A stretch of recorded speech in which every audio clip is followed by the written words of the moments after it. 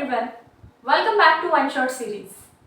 आपले लास्टचे दोन one shot aldehyde ketones carboxylic acid आणि त्यानंतर बायोमॉलिक्युल्स याच्या माझ्या पीपीटी तयार होत्या. त्यामुळे बोर्डवरती परत न लिहिता मी ते पीपीटी वरती शिकवलं. काही लोकांना पीपीटी वरती समजतं, काही लोकांना बोर्डवरती समजतं, पण ऍक्च्युली असे लिमिटेशन्स नाही पाहिजेत.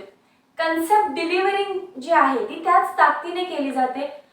मी समजू शकते की कॉन्सन्ट्रेशन मध्ये थोडासा फरक होऊ शकतो. इथे मी तुमच्या समोर आहे, सो बोर्ड आहे पाठीमागं, व्यवस्थित मोठं मोठं सगळं दिसतंय, माझी हालचाल आहे, त्यामुळे तुम्ही कॉन्सन्ट्रेट करू शकत असाल. तिथे मी छोट्याशा कुठल्या तरी कोपऱ्यात असते आणि नुसतं पेन हलत असतो. Might be that may be the reason की तुम्हाला ते ग्रास्प नाही झालं वगैरे. पण मॅक्सिमम स्टुडंट्सचा काही रिप्लाय नव्हता, लाईक येस ऑर नो, काहीच नव्हतं. काही लोक होते मॅम छान समजलं, आणि काही लोक होते की मॅम बोर्डवरती घ्या. पण मी असं काही ठरवलेलं नाहीये की कुठला चॅप्टर बोर्डवरती, कुठला चॅप्टर पीपीटी थ्रू. ज्याच्या पीपीटी तयार आहे वाया पीपीटी, ज्याची पीपीटी तयार नाही via board, but we must go on. टॉपिकचे नाव आहे इंट्रोडक्शन टू पॉलिमर केमिस्ट्री. आजच्या लेक्चरमध्ये बोर्डवरती कमी लिहिलं जाईल आणि मी जास्त बडबडणार आहे. पॉलिमर, पॉली म्हणजे काय? मेनी, आणि मर म्हणजे काय? पार्ट्स किंवा युनिट्स. आपल्याला माहिती आहे छोटे छोटे युनिट्स जेव्हा एकत्र येतात तेव्हा एक मोठं स्ट्रक्चर तयार होतं, ज्यालाच आपण पॉलिमर म्हणतो. जसं की इथिनचा मॉलिक्यूल, जसं की कुठला मॉलिक्यूल? इथिनचा. ही इथिन आहे तुमची, 2 कार्बन विथ डबल बॉन्ड. खूप इथिन येतात, n times, n number of times, आणि पॉलिमरायझेशनची प्रोसेस होते तेव्हा कसं दिसतं स्ट्रक्चर? CH2 डबल बॉन्ड तुटते, सिंगल बॉन्ड होते, CH2 ही पुढे बॉन्ड करू शकतात, हे पाठीमागे बॉन्ड करू शकतात, अँड n टाइम स्ट्रक्चर. खूप इथिन एकमेकांच्यात ऍड होतात.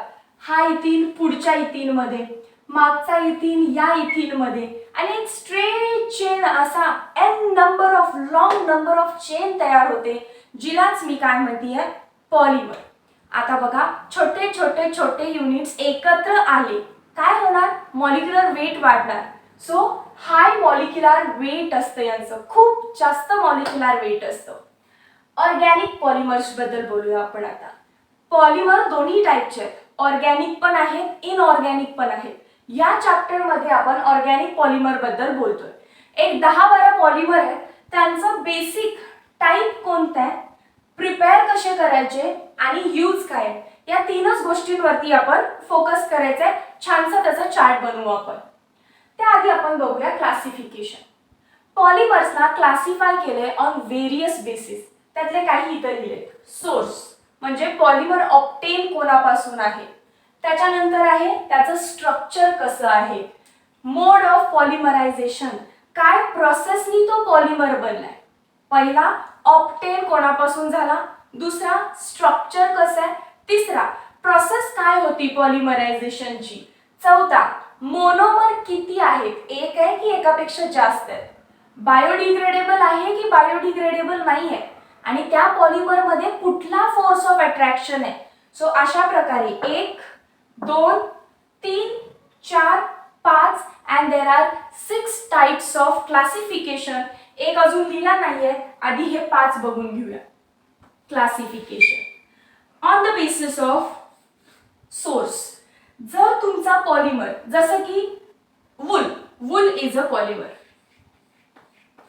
जसं की wool is a polymer, silk is a polymer, त्याच्यानंतर अजून काय, कॉटन, लिनन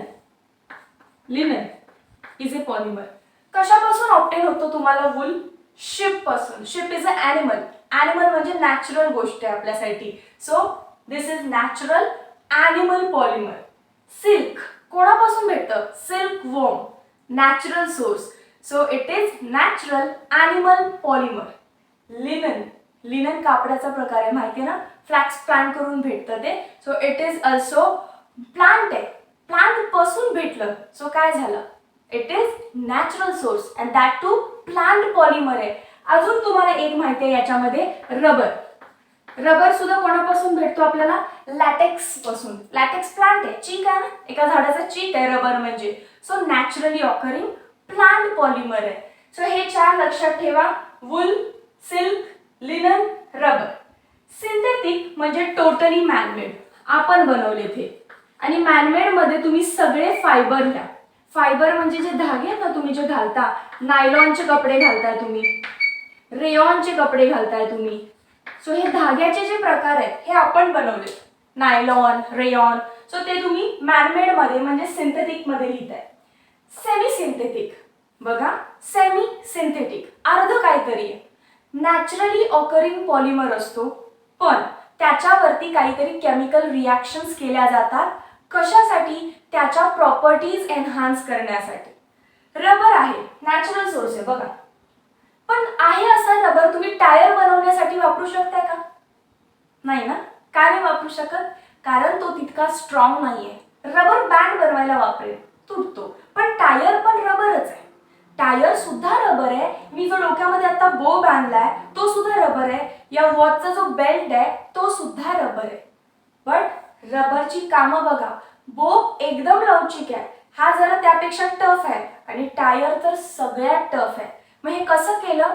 नॅचरली ऑकरिंग रबरवरती वेरियस केमिकल प्रोसेसेस केल्या आणि त्याची वेगवेगळ्या स्ट्रेंथचे रबर बनवले.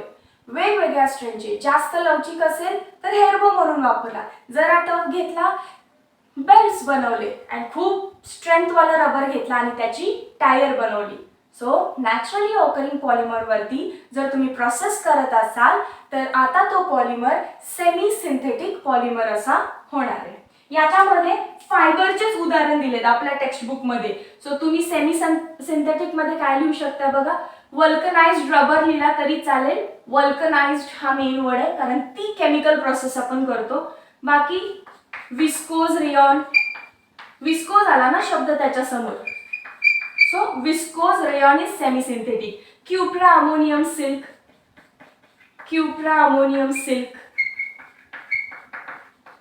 बघा, सिल्क हा नॅचरल होता, क्युप्रा अमोनियम हा वर्ड त्याच्या आधी लागलाय, सेमी सिंथेटिक. रेयॉन हा सिंथेटिक होता, विस्कोस त्याच्या समोर लागला, सेमी सिंथेटिक. ओके, सो जोडून जोडून जेव्हा नावं येतात वल्कनाइज्ड रबर तेव्हा तुम्ही त्याला सेमी सिंथेटिक असं म्हणू शकता.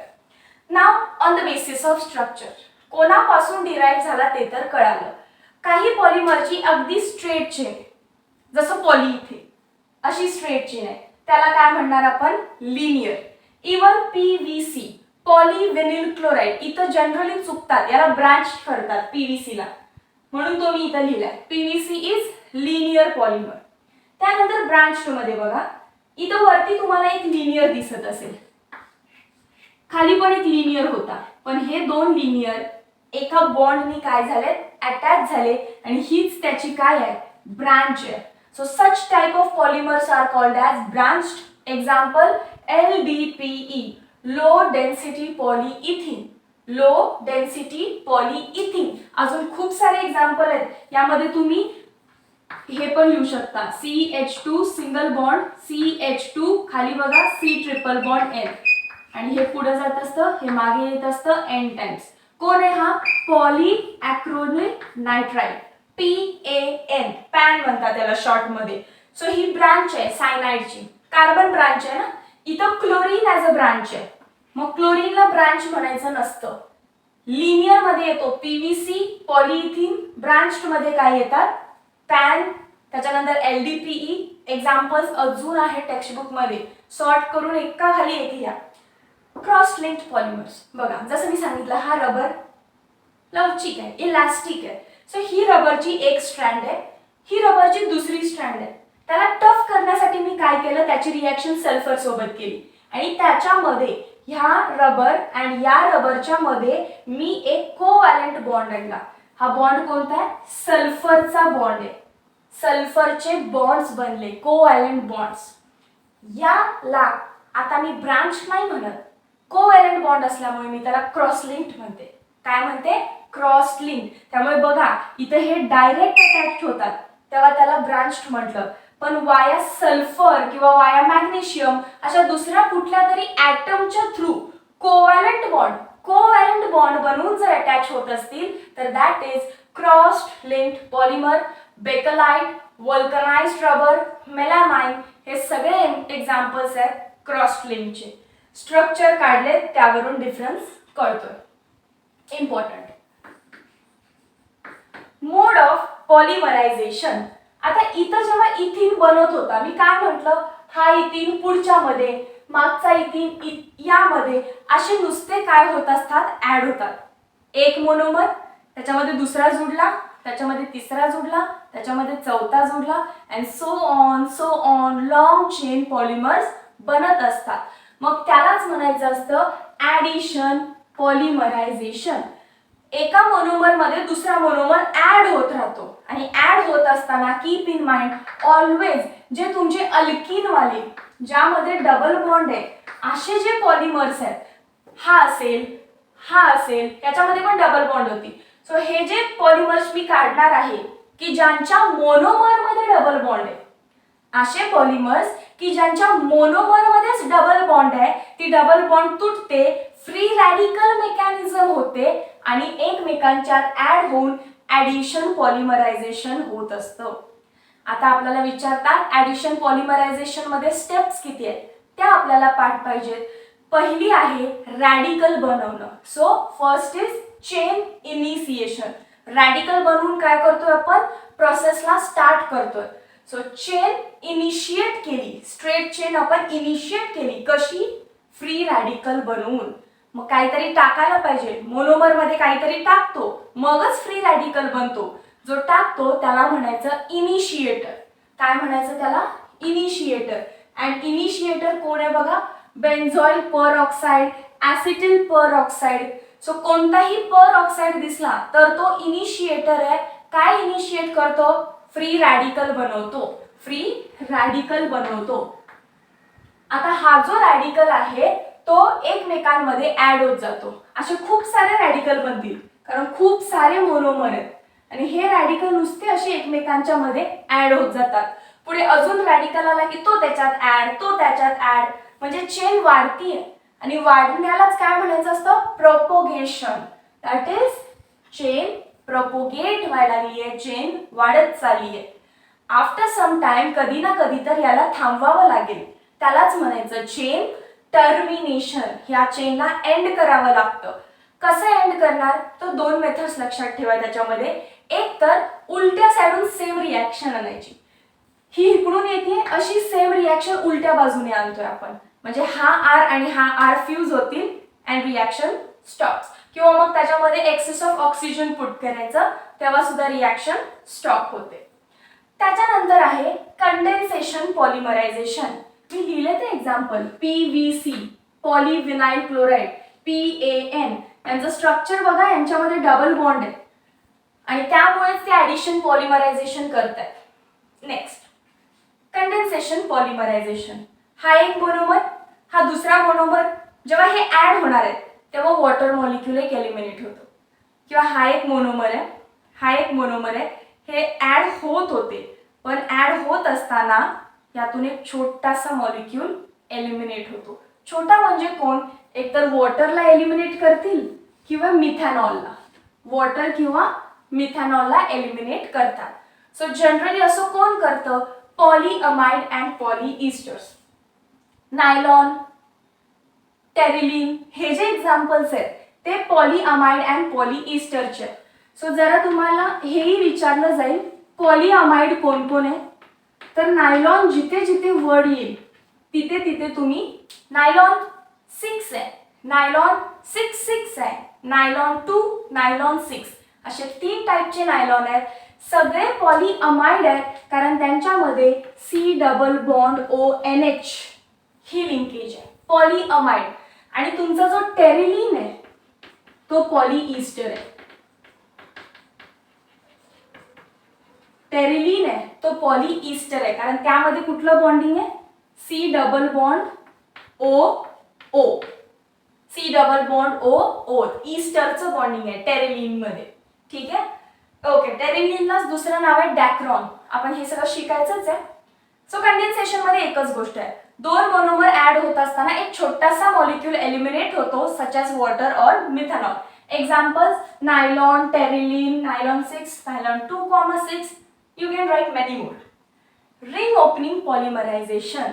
मोनोमर एक रिंग असते आणि पॉलिमरायझेशन होत असताना ती उघडते आणि मोठा पॉलिमर बनतो. त्याला म्हणायचं रिंग ओपनिंग पॉलिमरायझेशन. एकच एक्झाम्पल आहे ई कॅप्रोलॅक्टम. मोनोमर कोण आहे? ई कॅप्रोलॅक्टम. आणि जो बनतो तो कोण असतो?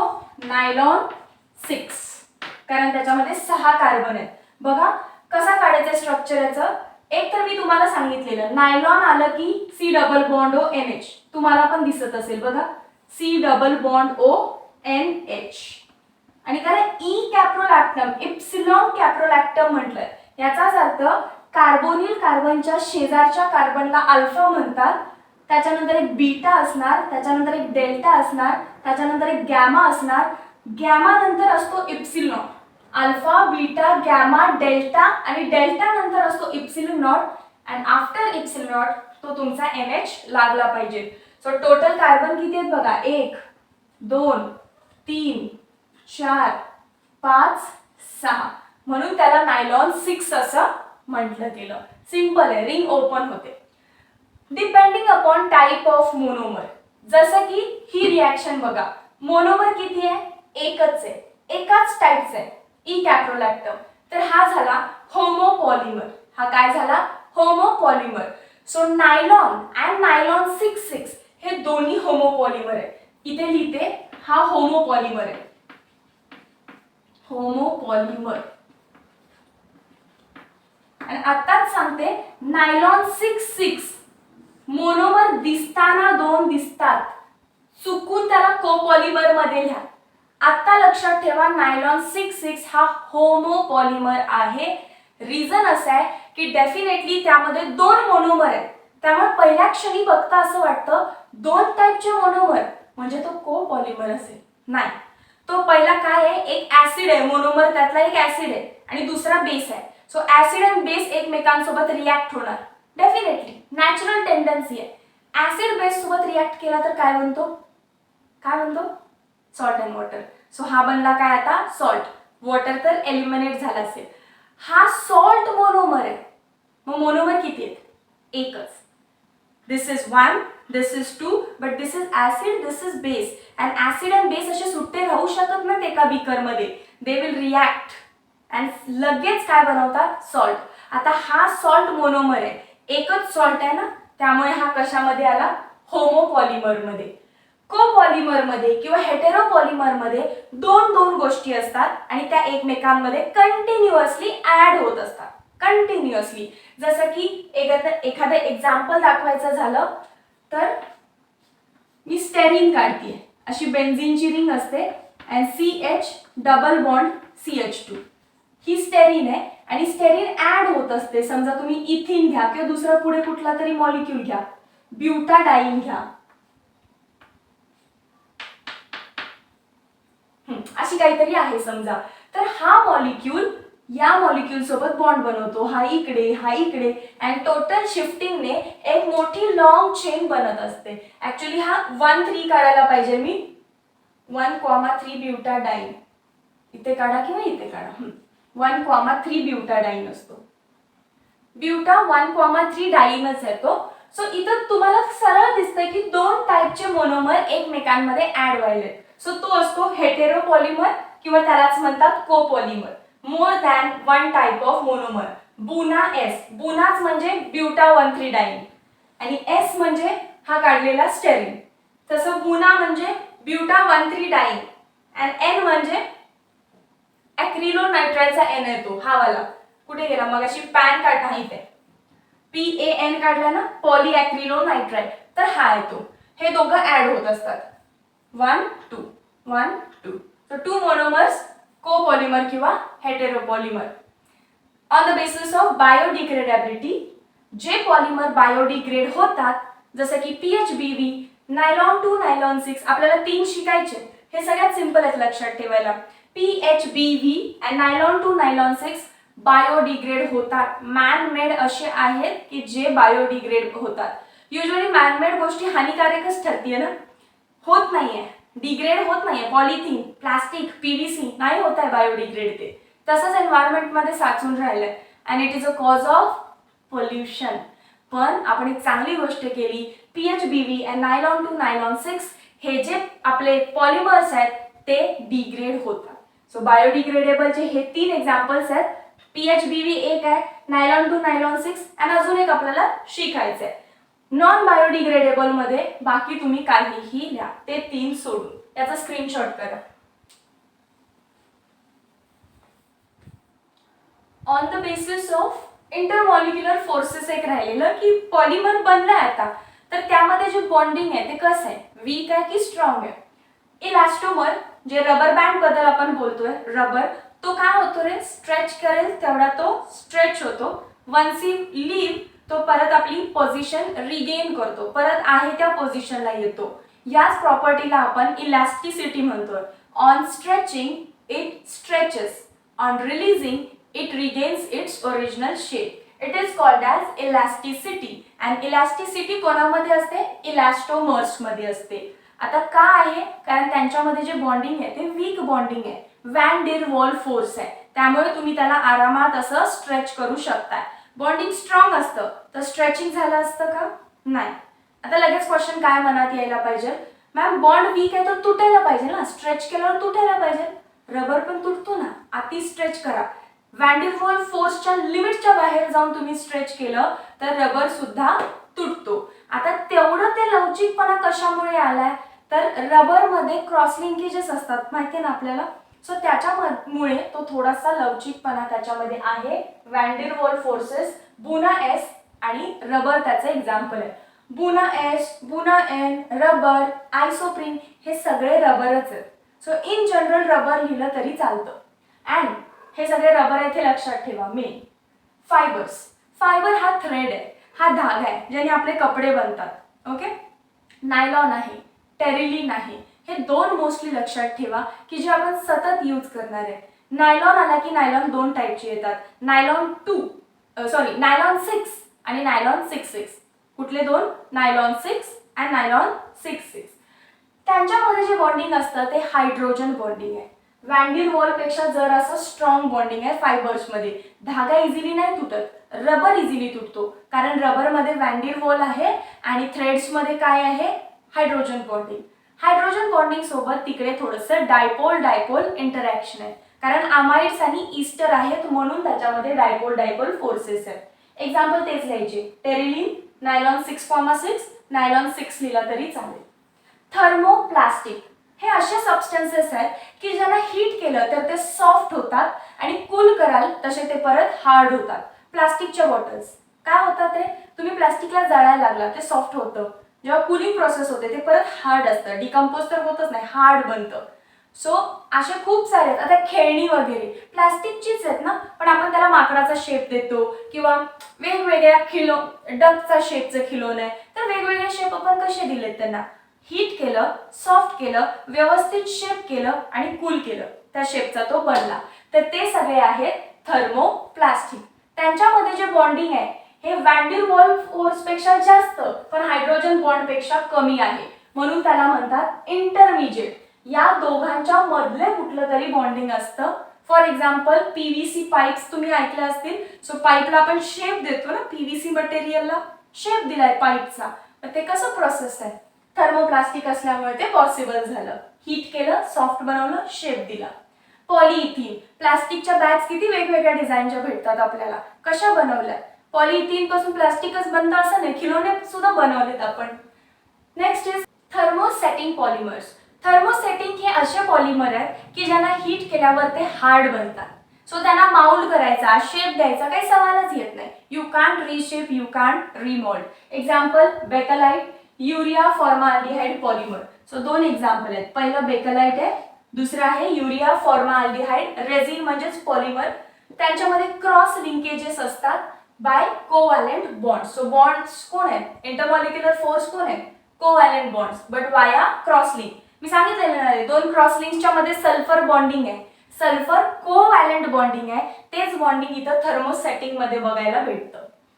त्यानंतर आपण डिस्कस करत होतो बायोडिग्रेडेबल पॉलिमर्स बद्दल. आता हा खरं तर चॅप्टरचा लास्ट पोर्शन आहे, पण बोर्ड मध्ये बसून जातो, सो आम्ही त्याला इथे शूट करतोय. आता बायोडिग्रेडेबल पॉलिमर्स मला वाटतं तुमच्या टेक्स्टबुक मध्ये 3 दिलेत, पण ते 2च आहेत. ते 2 PHBV, P म्हणजे poly, beta hydroxy butyrate, co beta hydroxy व्हॅलरेट.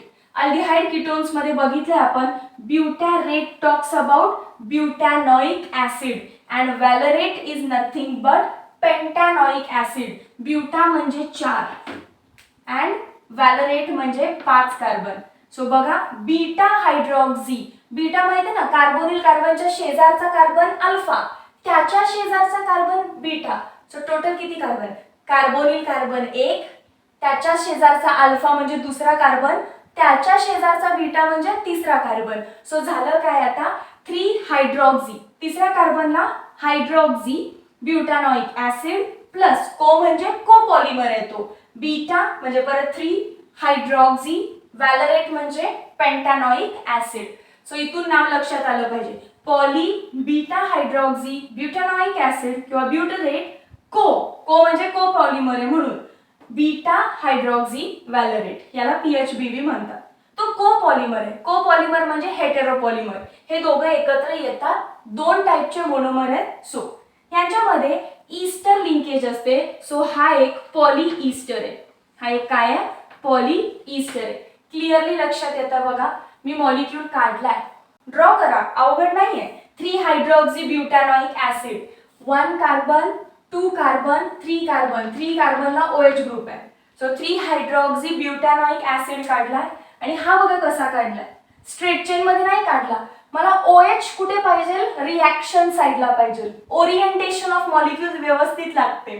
So तिसऱ्या नंबरला जो OH आहे तो रिॲक्शन मध्ये भाग घेणार आहे. सो चेन मी कशी ठेवली आहे? अशी खाली 1 2 3 4 5 आणि 3 चा OH. का असं केलं मी? कारण यातून H आणि यातून OH हे एलिमिनेट होणार आहे, HOH, आणि बाकी सगळा मॉलिक्यूल मी फ्यूज केलाय बघा. C डबल बॉन्ड O आणि पुढे CH3, C double bond O आणि पुढे CH अँड कंटिन्यू. हे काय आहे?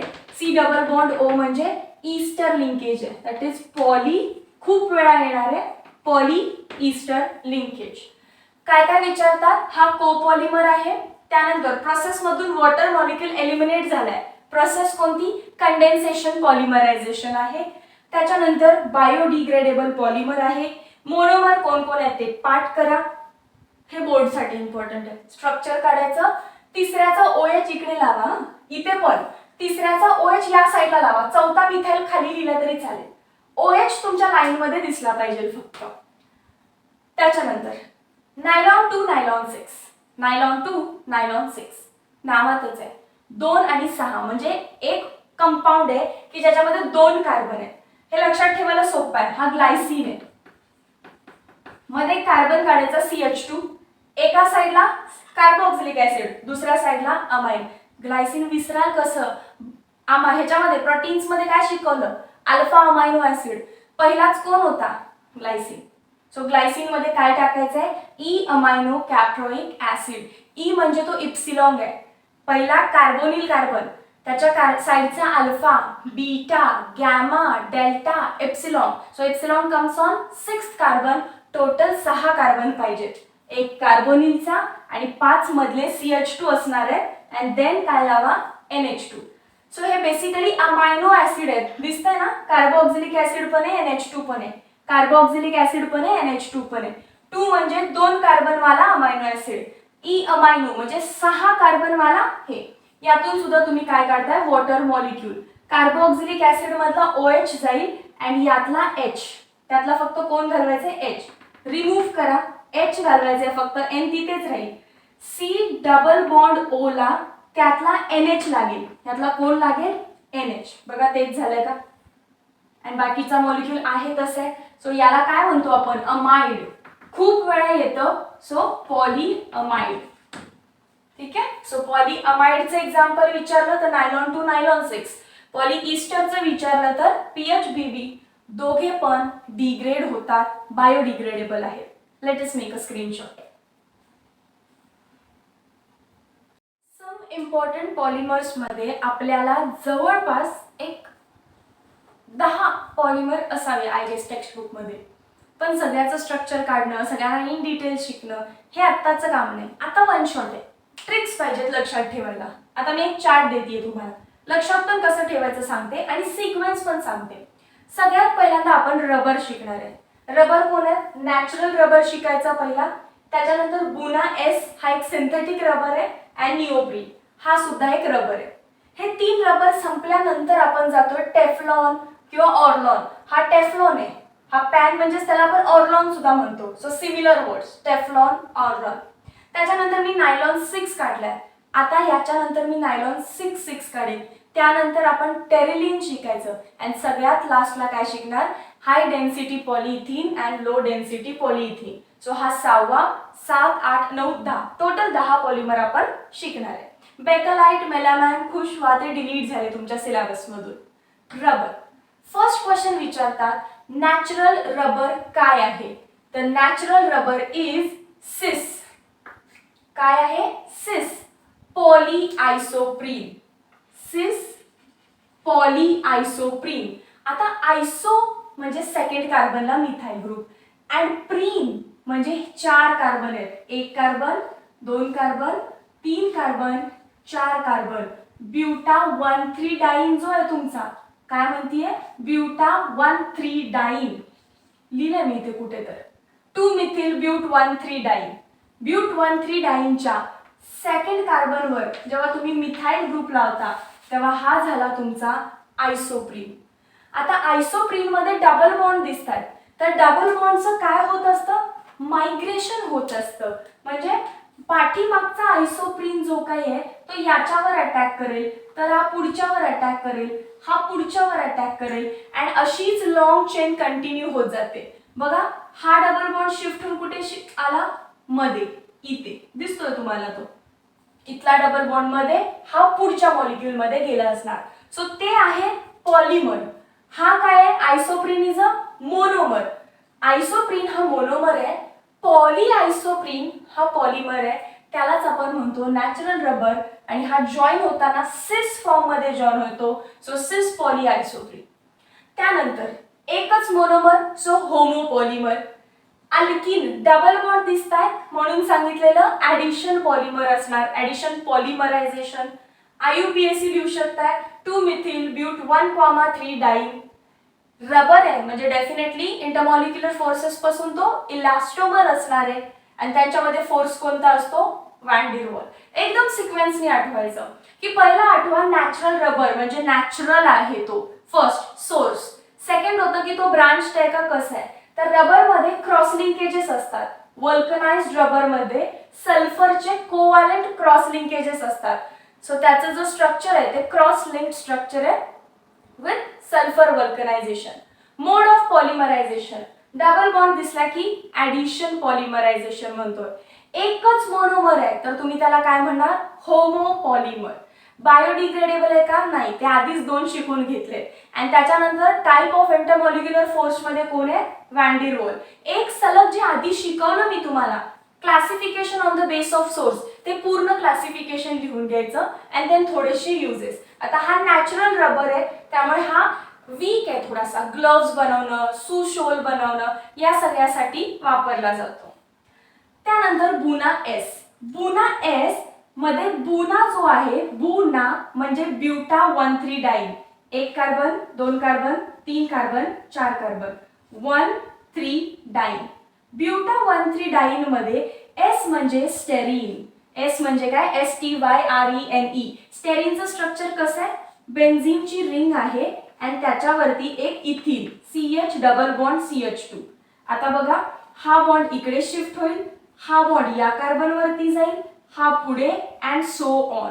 दिसतात बॉन्ड्स पुढे, तो त्या कार्बनवर पुढे अँड असं स्ट्रक्चर सो ऑन पुढे जाईल. आणि खाली काय आहे, फिनाइल ॲज अ ब्रांच. त्यामुळे पहिला बुना एस हे डिराईव्ह केलाय मी, या दोघांपासून बनवलाय त्यामुळे तो सिंथेटिक आहे.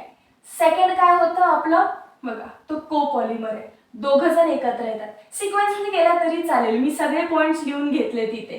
सो फर्स्ट ऑफ ऑल तो एक नॅचरल नाहीये, काय आहे, नॅचरल एकच आहे, पॉलीआयसोप्रीन, सिस पॉलीआयसोप्रीन. हा नॅचरल नाही, हा सिंथेटिक आहे. त्यानंतर तुम्हाला इथं ब्रांच दिसतेय, so it is a branched polymer. आता 2 एकत्र यायला लागलेत, पण एकत्र येत असताना कुठला मॉलिक्यूल रिलीज नाही करत, डबल बॉन्ड शिफ्ट केले म्हणजे हा ऍडिशन पॉलिमरायझेशनची प्रोसेस असणार आहे. त्यानंतर 2 मोनोमर आहे, सो मी त्याला कोपॉलिमर असं म्हणेन. कोपॉलिमर असं म्हणेन. बायोडिग्रेडेबल आहे का? नाही. रबर आहे म्हणजे हा परत तुमचा इलास्टोमर आहे. त्यानंतरचे इम्पॉर्टंट पॉइंट, ट्रेड नेम काय आहे याचं? याला SBR असं सुद्धा म्हटलं जातं. S म्हणजे स्टेरीन, B म्हणजे butadiene and it is a rubber, so styrene butadiene rubber. हा ॲडिशन आहे अँड दिस इज ब्रांच्ड. याच्यामध्ये सुद्धा वल्कनायझेशन केलंय. रबर आहे म्हणजे वल्कनायझेशन केलं. वल्कनायझेशन म्हणजे काय? सल्फरच्या प्रेझेन्स मध्ये हीट करायचं आणि रबरच्या मध्ये सल्फर कोव्हॅलंट बॉन्ड आणायचे. यूज कशासाठी? टायर. आता हा सेकंड वाला जो सिंथेटिक आहे हा थोडासा स्ट्रॉंग बनवलाय कारण त्याचा यूज टायर मध्ये करायचा आहे. जे हलके फुलके टायर आहेत तुमचे जे तुम्ही असं फिरवायला वापरता ते इथे, म्हणजे स्ट्रॉंग ट्रकचे टायर्स आहेत ते खाली आहेत बुनाएस मध्ये. आता निओप्रीन. निओ म्हणजे सेकंड कार्बनला क्लोरीन, ब्युटाडाईनच काढायचंय परत. 1 2 3 4 1 2 3 4 ब्युटा 1,3 डाईन. फक्त सेकंड कार्बनला आता काय लावणार तुम्ही? क्लोरीन. तर तो झाला क्लोरोप्रीन.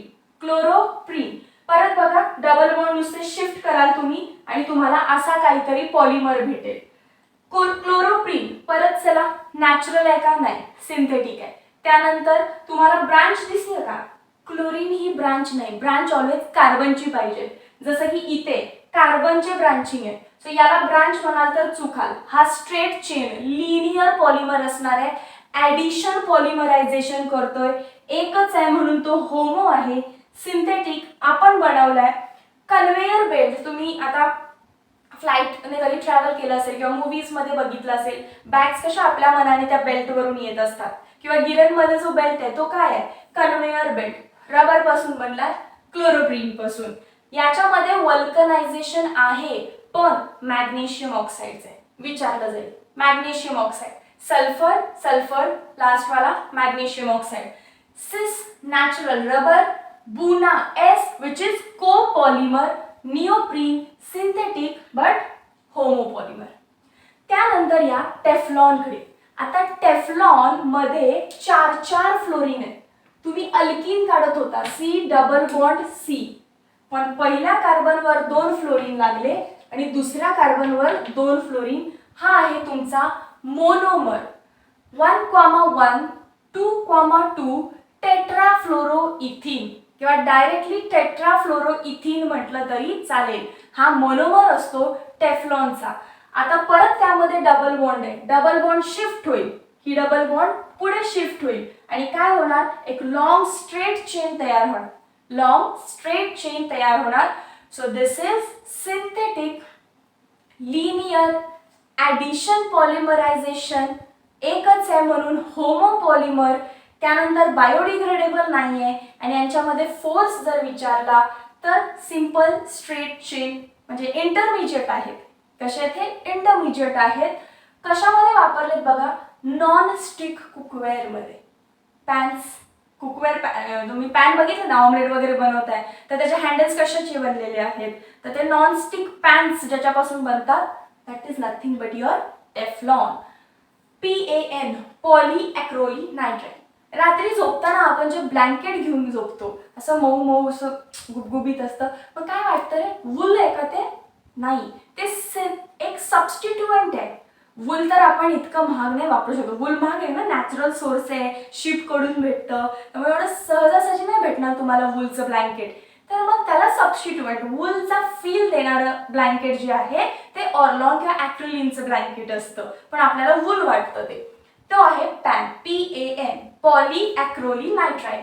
म्हणजे CH2 डबल बॉन्ड C एकच H आणि खाली असतो सायनाइड. हा आहे तुमचा मोनोमर. पण डबल बॉन्ड असल्याने ही डबल बॉन्ड काय होते? खाली नाही जात, पुढे जाते. ही ॲज अ ब्रांच म्हणून राहते. CN जो आहे तो कार्बन आहे ना त्यामध्ये, सो तो ब्रांच म्हणून राहतो आणि इकडे इकडे बघा पुढे जाऊन एक ॲडिशन. डबल बॉन्ड आहे सो ॲडिशन, डबल बॉन्ड आहे so addition, double bond addition, double bond addition, double bond addition. सगळे ॲडिशन पॉलिमर्स आहेत. आणि त्याच्यानंतर तुम्हाला महत्त्वाचं काय आहे? It is substituent of wool, also called as Orlon. मगाशी नायलॉन 6 शिकलोय आपण. ई कॅप्रोलॅक्टम, त्याच्यामध्ये 6 कार्बन ॲटम्स आहेत. रिंग ओपनिंग पॉलिमरायझेशन करतो हा, आणि रिंग ओपन केल्यानंतर एक स्ट्रेट चेन, लिनियर चेन भेटली आपल्याला. जरा नीट बघा, हा नायलॉन आहे आणि आपण असं म्हणतो नायलॉनचे रोप्स. सो हे नायलॉनचे रोप्स जे आहेत एक्झाम्पल मध्ये लिहून टाका. आता आपल्याला अजून 4 शिकायचे आहेत polymer, and that will be the end of the chapter. Screenshot करा. Next polymer. आता पॉलीअमाइड्सला चालूच केलं, नायलॉन पासून अमाइड चालू झाले. सो नायलॉन 6,6 हा पण पॉलीअमाइड आहे. सायमल्टेनियसली मी तुम्हाला टेरिलीन शिकवतोय की जो पॉलीईस्टर आहे. टेरिलीन आलं की पॉलीईस्टर, नायलॉन आलं की पॉलीअमाइड. तर नायलॉन 6,6 सांगतात की त्याच्यामध्ये 2 मोनोमर आहेत, adipic acid, hexamethylene diamine. Adipic acid definitely acid आहे, हेक्सामेथिलीन डायअमाइन, अमाइन हा बेस आहे. सो ऍसिड प्लस बेस एका बीकर मध्ये रिॲक्ट्स टू फॉर्म सॉल्ट. बघा, ॲडिपिक ऍसिड म्हणजे 6 कार्बन वाला कार्बोक्सिलिक ऍसिड आहे दोन्ही साइडला. 1 2 3 4 5 आणि हा कितवा आहे, 4 आणि 1 5 आणि हा कितवा, 6वा कार्बन. सो 6 नाव दिले. 6 कार्बन आहेत, पण पहिल्या आणि लास्टच्या कार्बनला ऍसिड लावायचा, कार्बोक्सिलिक ऍसिड प्लस हेक्सामेथिलीन म्हणजे 6 वेळा CH2 ग्रुप येणार आहे, 6 वेळा CH2 ग्रुप, आणि लास्ट आणि फर्स्टला अमाइन ग्रुप. लास्ट आणि फर्स्टला काय, NH2. आता बघा, खरं तर काय होत असतं त्याच्यामध्ये, मी भले इथं वरती काय लिहिलंय HOH, पण पहिल्या स्टेप मध्ये सगळ्यांना वाटतं की याच्यातून HOH काय होईल, एलिमिनेट होईल. पण इथे रफ करू, डर्टी रफ यासाठी केलं की लक्षात राहू दे. पहिल्या स्टेप मध्ये ऑक्सिजन वरची लोन पेर, 2 लोन पेर आहेत ऑक्सिजन वरची, पण हा ऍसिड आहे, हा काय आहे, ऍसिड आहे. सो ऍसिड काय करतो, H+ डोनेट करतो.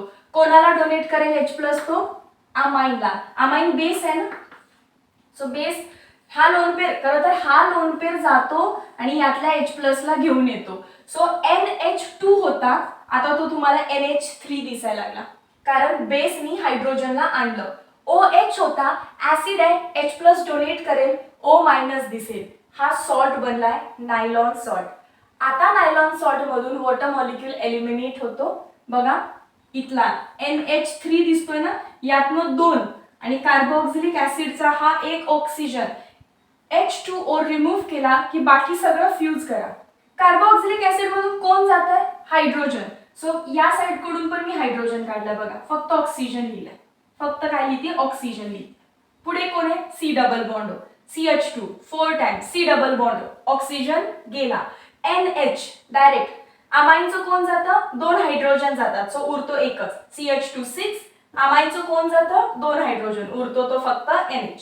सो इकडे O लिहायचा मायनस, तिकडे NH, मायनस नाही लिहिले इथे तरी चालेल. आता इथे NH अँड देन N. हे कंटिन्युअसली पुढे, कुठे एंड नाही होत आहे, ओलाच थांबा नाही इकडेच थांबा, कंटिन्युअसली पुढे तिकडे कंटिन्युअसली N टाइम्स. ठीक आहे, नायलॉन 6,6. बट हा कोपॉलिमर आहे का होमोपॉलिमर आहे, 2 एकत्र येतात म्हणून कोला टिक करता नाही. वॉटर मॉलिक्यूल एलिमिनेट कोणातून झालाय बघा, या सॉल्ट मधून वॉटर मॉलिक्यूल एलिमिनेट झालाय. सो पटपट सॉल्ट बनतात आणि सॉल्ट ऍड होत राहतात बाय रिमूव्हिंग वॉटर मॉलिक्यूल. म्हणजे पॉलिमरायझेशन कोणतं आहे, कंडेन्सेशन पॉलिमरायझेशन आहे. आणि कोण ऍड व्हायलाय, हा एकटा मॉलिक्यूल जो मी ब्रॅकेट मध्ये लिहिलाय तो ऍड होतोय. So this is homopolymer. Please keep in mind, don't forget this. Homopolymer, condensation, polymer, linear बनवतो, there is no branching, does not soak in water, पाण्यामध्ये म्हणजे पाणी जास्त सोसून घेत नाही. This is all about nylon 6,6 धाग्याचा प्रकार आहे. त्याचे युजेस तुम्ही फाइंड आउट करून लिहू शकता. त्यानंतर टॉकिंग अबाउट टेरिलीन. टेरिलीन हा एक पॉलीईस्टर आहे. त्याच्यासोबत सुद्धा काय 2 मोनोमर आहेत, इथिलीन ग्लायकॉल. इथिलीन म्हणजे 2 कार्बन, ग्लायकॉल म्हणजे 2 OH. सो 2 कार्बन वरती एक OH लागले, इकडे एक OH, तिकडे एक OH. टेराथॅलिक ऍसिड म्हणजे मध्ये बेन्झीनची रिंग, इकडे कार्बोक्सिलिक ऍसिड, इकडे पण कार्बोक्सिलिक ऍसिड, मध्ये कोण, बेन्झीनची रिंग, या साइडला कार्बोक्सिलिक ऍसिड, या साइडला पण carboxylic acid. This is terephthalic acid. Ethylene glycol तर आपल्याला माहिती आहे. बघा इथूनच वॉटर मॉलिक्यूल काढताय. कुठून? या दोघांमधून. इथे तसं विचारलं तर वॉटर मॉलिक्यूल कुठून काढलाय तुम्ही? या एकामधून. एकामधून वॉटर मॉलिक्यूल काढताय, एकामधून, म्हणून मोनो, म्हणून होमोपॉलिमर. आणि इथं काय झालं? दोघांमधून काढताय, so it is copolymer. Removal of water, hence it is condensation. Copolymer. कंडेन्सेशनच आहे पण कोपॉलिमर आहे. आणि तुम्हाला काय भेटतं बघा, अल्कोहोलचा H जातोय, सो इकडचा पण अल्कोहोलचा मी H घालवलाय, O लिहिलाय. CH2 CH2O, H गेला, कार्बोक्सिलिक ऍसिडचा OH जातो, so direct C double bond O, benzene C double bond O, OH पुढच्या मॉलिक्यूल सोबत जाईल. अँड N लिहायला विसरायचं नाही, because that's the indication for polymer. हे इंडिकेशन आहे पॉलिमरचं. टेरिलिनचं दुसरं नाव बघा, डॅक्रॉन. दुसरं नाव काय त्याचं? डॅक्रॉन. हा सुद्धा धाग्याचाच प्रकार आहे, फायबरच आहे तो सुद्धा. Resistance to chemicals and water. Chemical आणि वॉटरला रिॲक्ट करत नाही वॉटर सोबत, म्हणून तर आपण वॉश करतोय ना. Blended with cotton. जर टेरिलिन आणि कॉटन एकत्र केले की टेरिकॉट बनतो. टेरिलिन आणि वूल एकत्र केले की टेरिवूल बनतो, आणि ते सुद्धा फायबर आहेत. त्यानंतर एक एक्झाम्पल दिलंय आपल्याला, छोटंसं लिहिलंय PET. हा सुद्धा एक पॉलिमर आहे आणि हा सुद्धा एक पॉली ईस्टर आहे. बघा इथे C डबल बॉन्ड O, या बॉन्डला ईस्टर म्हटलं, खूप वेळा आलाय, so poly Easter. And C double bond ONH, या बॉन्डला अमाइड म्हणतो आणि खूप वेळा आलाय, सो पॉली अमाइड. तसा हा सुद्धा पॉली ईस्टर आहे, PET. नाव काय याचं? पॉली ईस्टर आहे, म्हणून पॉलिस्टर दिलंय. Poly ethylene terephthalate. पॉली बघा, PE म्हणजे इथिलीन, T म्हणजे टेराथॅलेट. PET हा काय आहे? पॉली ईस्टर आहे. कशासाठी वापरलं जातं? कंटेनर्स, बॉटल्स बनवण्यासाठी, बॉटल किंवा जॅम पॅकेजिंग कंटेनर्स बनवण्यासाठी. सो एका बोर्डमध्ये पॉली अमाइड काय असतात, पॉली ईस्टर काय असतात हे क्लिअर केलं. अमाइड मध्ये C double bond O NH आहे, ईस्टर मध्ये C डबल बॉन्ड O आहे. अमाइड मध्ये हा कोण आहे? होमोपॉलिमर आहे. ईस्टर मध्ये ते कोण आहेत? कोपॉलिमर आहे. याचा स्क्रीनशॉट करा. Last point, low density polyethylene. पॉलीइथीनच आहे ना, इथीन कंटिन्युअसली लिनियरली पॉलीइथीन बनवतात, पण एक असतात लो डेन्सिटी आणि एक टाइपचे हाय डेन्सिटी. आता जनरली बघा, लो डेन्सिटी पॉलीइथीन ही जी प्रोसेस आहे ना, त्या प्रोसेस मध्ये चेंज आहे. कारण इकडे इथीन मध्ये पर ऑक्साईड टाकलंय आणि पर ऑक्साईड टाकल्यानंतर काय होतं? Free radical mechanism, that is addition reaction होते. ऍडिशन पॉलिमरायझेशन होतं आणि मग LDEP बनतो, LDPE बनतो. मग जनरली काय आहे, इकडे टेम्परेचर 350 to 370, तिकडे बघा 333 to 343, जर असं कमी टेम्परेचर आहे. प्रेशर 1000 to 2000, तिकडे 6 to 7, प्रेशर पण तिकडे कमी आहे. इकडे नो कॅटलिस्ट. इथे कॅटलिस्ट काय आहे? पर ऑक्साईड आहे. पर ऑक्साईड इनिशिएटर आहे, कॅटलिस्ट नाही. झिंगलर नाटा हा कॅटलिस्ट आहे तिकडे. आणि झिंगलर नाटाचं कंपोजिशन बघा, ट्राय इथिल ॲल्युमिनियम